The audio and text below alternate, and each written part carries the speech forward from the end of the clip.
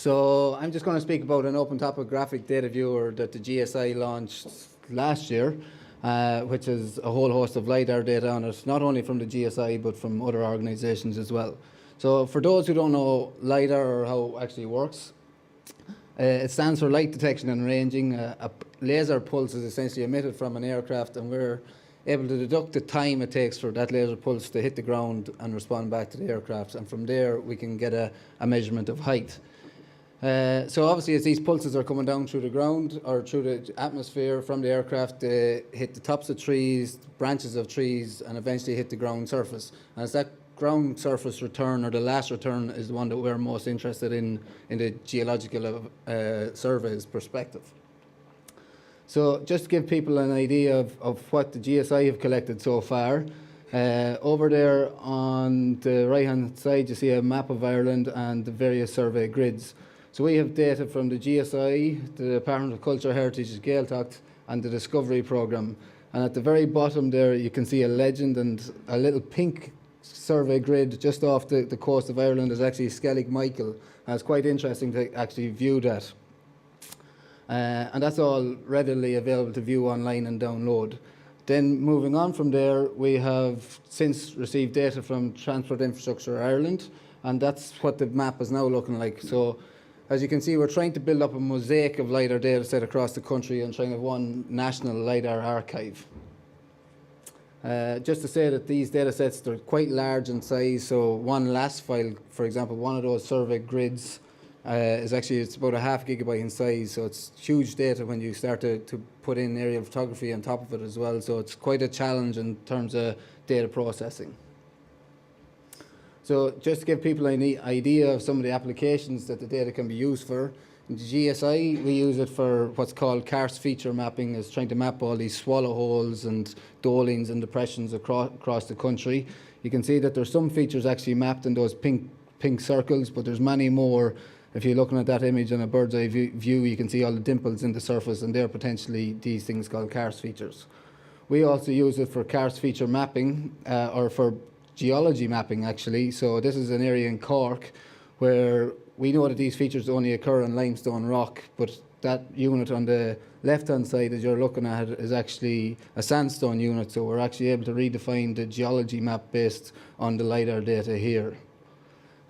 We also use it for flood modelling, for archaeology, which the Discovery Programme are using it for, bog studies, power line mapping, so you can see the power line on the bottom right there, that image.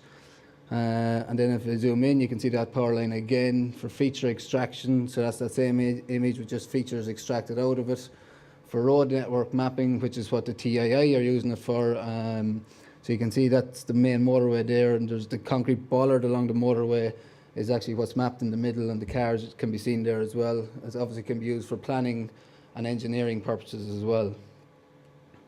So the idea is to survey once and reuse it as many times as possible, given the high resolution of the data set. So this just an area in Castle Plunkett, Turlough in County Roscommon. It flooded in 2016, and this is a chap actually walking along the Turlough at that particular moment in time.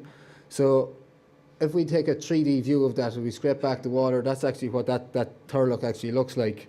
And where I have put that yellow circle around the map is actually where the swallow hole is, and that swallow hole is where the actual water escapes essentially when the groundwater levels go down. But now we're able to use that data for getting dimensions of these things. So here on the left hand side is just a profile of that actual swallow hole. So you can see how this data is feeding greatly for flood modelling, for example. So this is that same area again, and I'm going to try and play a video. Ger, can you just hit play on that image, please? Hopefully it'll work.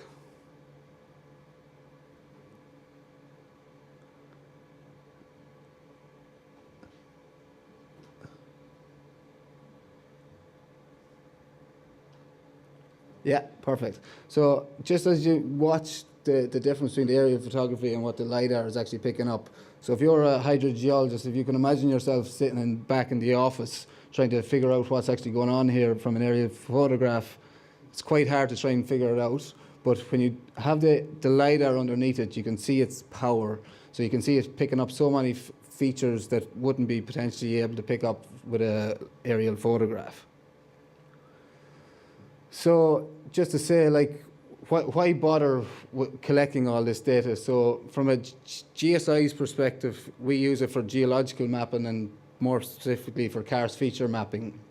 However, that same data can also be used for archaeological mapping, for planning, engineering, the environment, and archaeological mapping. So these are just some more applications. So there is a quarry where you could get potential aggregates from an actual area. And then the data is also fed into an actual book that was published under Croghan Uplands in Roscommon, where they're actually starting to map all these various archaeological features, ring forts, and what have you in that area. So I suppose, as I was saying, the aim is to try and survey once, push it out to the public, and then build up a mosaic of the country, and hopefully people can use it for as many applications as possible. So just to say, this is what the Open Topographic Data Viewer actually looks like. So that's the portal on the right-hand side there. There's a YouTube video of how to download the data, bring it into QGIS, create a simple hillshade model of the data, and do some analysis for yourself. So what is actually available to download is a digital terrain model and a digital surface model. There's obviously the index grids, you can view them online, and the actual hillshades associated with that data. The key thing with this project is the collaboration with all the other partners, and the hope is to try and get more partners involved to try and build up a mosaic of LiDAR data set across the country.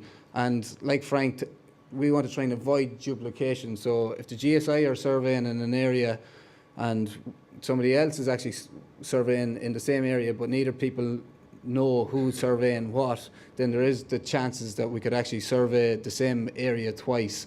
So we're hoping that with this viewer that we'll eliminate that, and that people will be actually surveying new areas as opposed to resurveying the same area twice.